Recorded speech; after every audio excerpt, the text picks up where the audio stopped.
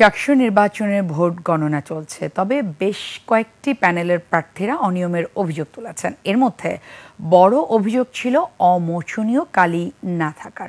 চট্টগ্রাম থেকে বিপ্লব মজুমদারের ছবিতে হাসান ফেরদৌসের তথ্যে ডেস্ক রিপোর্ট।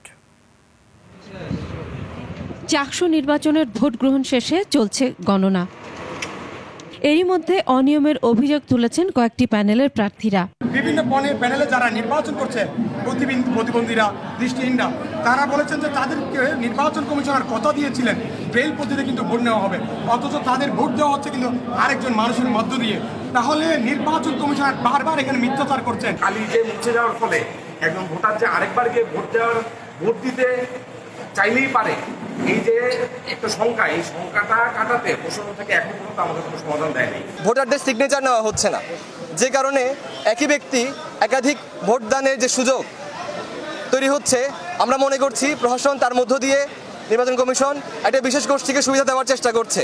শত শত ছাত্রদল যুবদলের কর্মী ১ নং রেলগেট সংলগ্ন রফিক ছাত্রাবাসের সামনে অবস্থান নিয়েছে।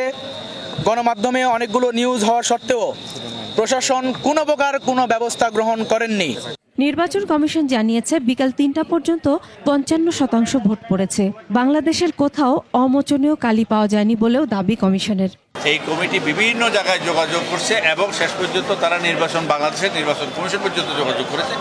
নির্বাচন কমিশন থেকেও তাদেরকে বলা হয়েছে যে বাংলাদেশে পার্মানেন্ট অমোচনীয়, যেটা হাতে লাগলে মানুষের শরীরে লাগালে যে কালিটা পার্মানেন্টলি থাকবে, এইটা বাংলাদেশে পাওয়া যায় না। আর উপাচার্য প্রফেসর ডক্টর কামাল উদ্দিনের দাবি ৭০% বেশি ভোট পড়েছে। এর আগে সারাদিন উৎসব মুখর পরিবেশে ভোট দেয় শিক্ষার্থীরা। Masum আলিসা, desk report, ২১ television.